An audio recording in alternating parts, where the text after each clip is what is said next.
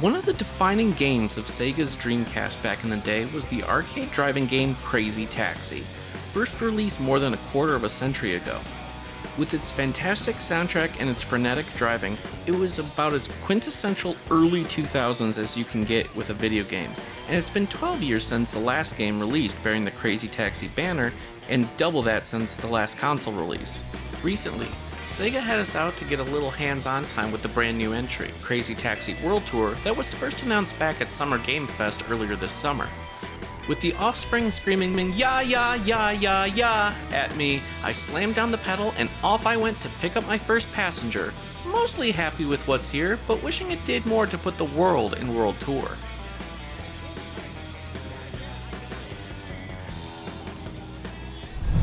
Revealed just recently at Gamescom was a brand new level making its debut, Germany. The new level has most of those ingredients that you would want from a fast-paced arcade game like Crazy Taxi. I was dropped onto the tarmac of a large airport, a great place to get used to how the cab controls and feels while pulling off some sick donuts. The large size of hazards also made them easy to avoid.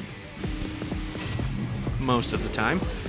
Once I was done taking passengers from one side of the airport to the other, it was off to explore the rest of the level.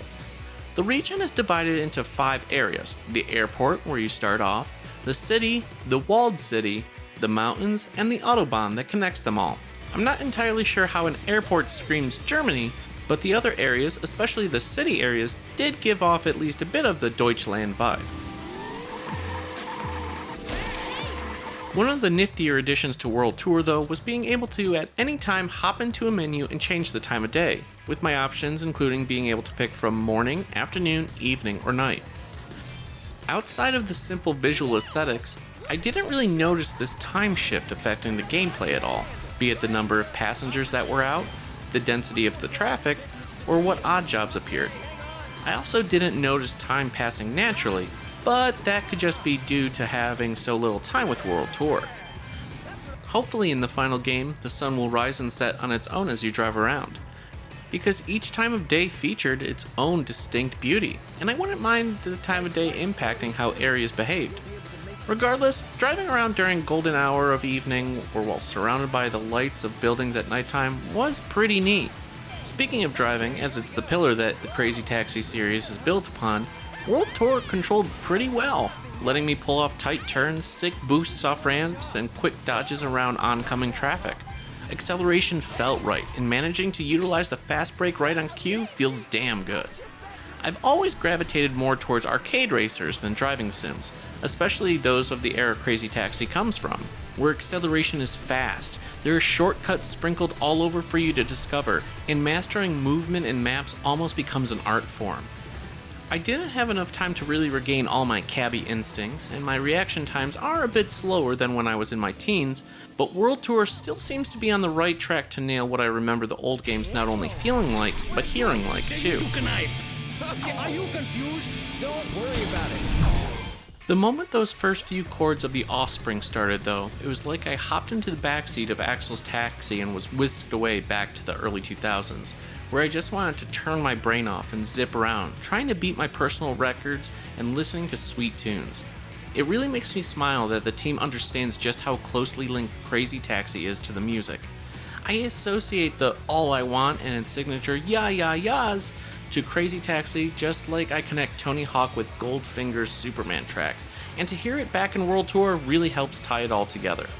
But my time in fictional Germany wasn't spent just vibing to late 90s skate punk and taking passengers to their destinations.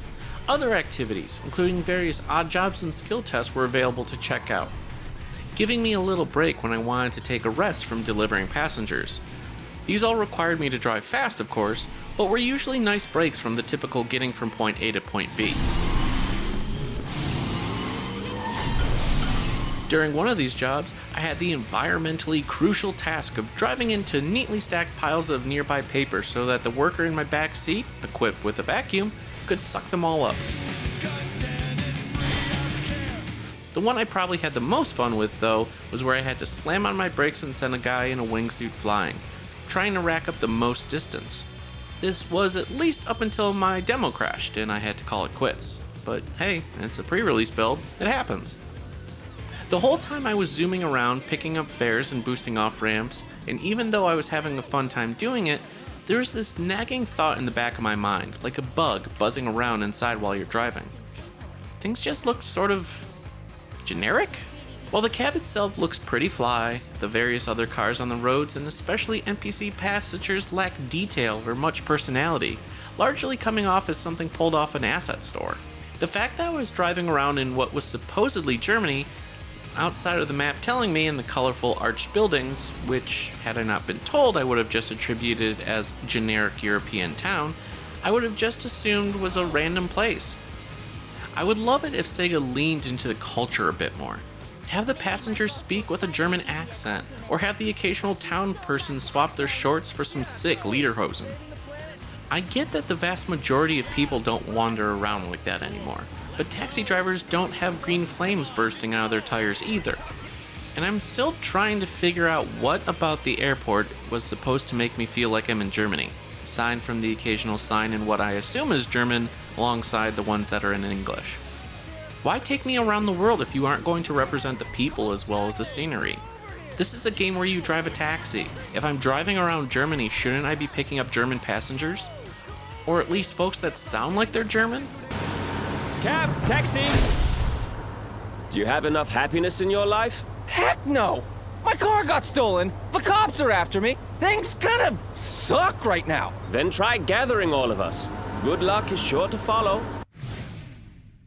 Still, even in this early state, as I was drifting and boosting around Germany, I settled into that peaceful, serene sort of state when I could just see myself doing this for hours.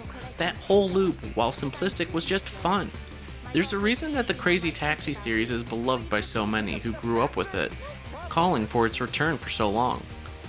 It's been a series I've always checked out from afar, never getting behind the wheel much myself, but I get it now.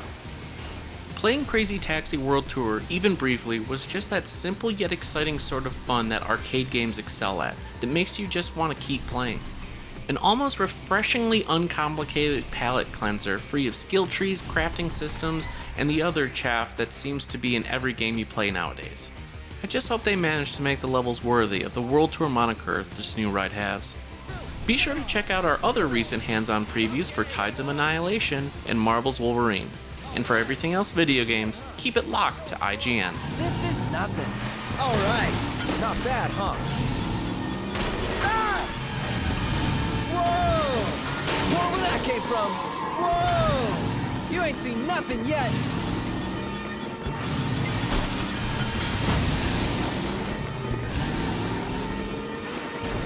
So fun. Just doing my job. Nice. Not bad, huh?